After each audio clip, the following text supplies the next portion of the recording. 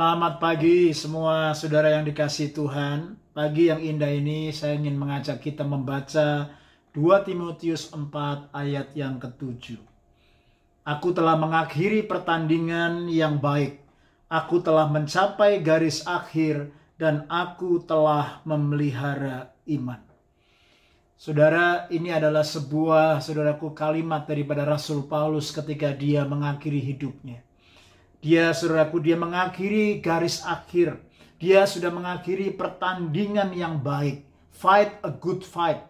Dia sudah mencapai garis akhir dan dia sudah memelihara imannya. Saudara, kalau kita perhatikan, apa yang menjadi tanda daripada kehidupan yang driven by the purpose?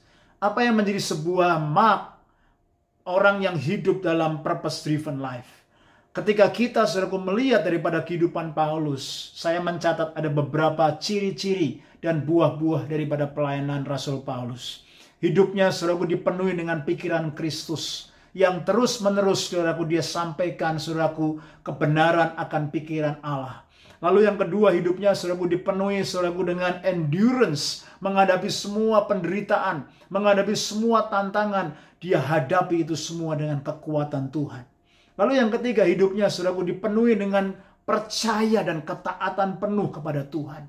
Ketika dia dipanggil, ketika dia harus memberitakan Injil, ketika dia harus pergi ke satu kota, ke satu negara, ditandai dengan sebuah obedience, ditandai dengan sebuah fully trust to God's calling.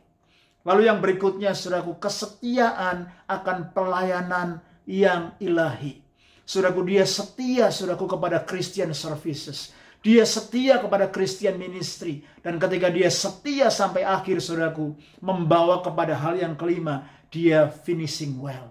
Dia mengakhiri dengan baik. Dia finishing strong. Dia mengakhiri dengan kuat. Dan saya percaya, orang yang hidup di dalam purpose-nya Tuhan, pasti akan hidup seperti yang Rasul Paulus sudah memberi teladan kepada saya dan saudara. Dia memberikan sebuah warisan yang luar biasa. Ini menjadi sebuah kontras dengan kehidupan orang Kristen hari-hari ini. Begitu menyedihkan kalau kita melihat banyak orang Kristen, bahkan orang yang rajin pergi ke gereja besar sekalipun. Tetapi hidupnya, masih dipenuhi dengan meaningless pursuit. Oh, kerinduan yang meaningless dalam kehidupan ini, karena semuanya berfokus kepada daging, ego, dan kemauannya sendiri. Dan juga ada banyak orang yang terjebak kepada purposeless activities. Kegiatan-kegiatan yang tidak memiliki tujuan. Mereka habiskan berjam-jam dalam sosial media. Mereka habiskan berjam-jam hanya untuk mencari kenikmatan-kenikmatan dunia yang sementara. Dan akhirnya kontras ini membawa kita kembali merenungkan. Sebenarnya apa yang menjadi the purpose in our life. What's truly matter, what's truly important in your life.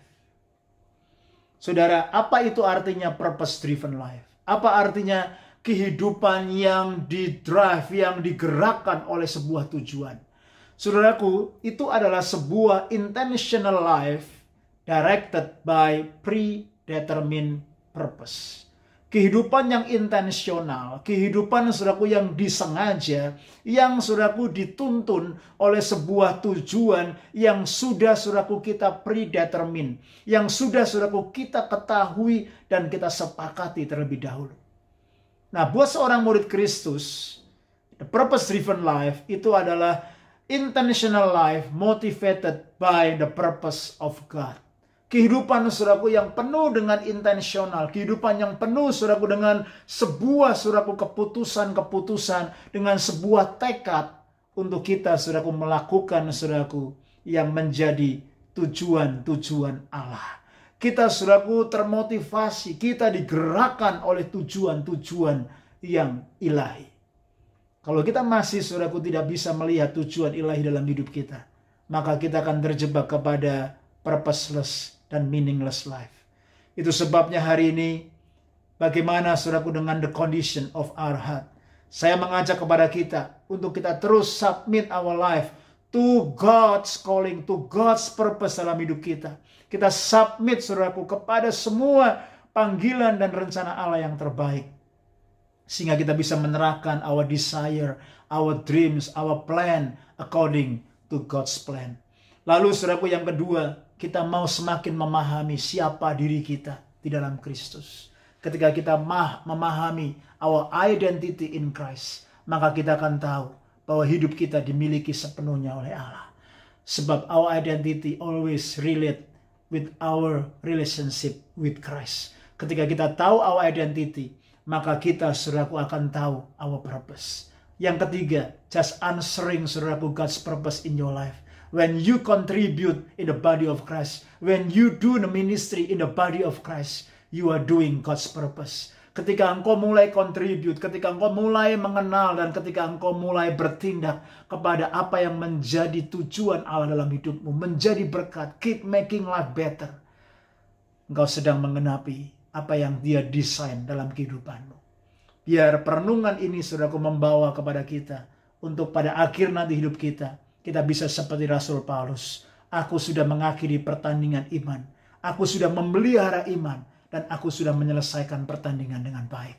Stay strong and stay blessed. God bless you.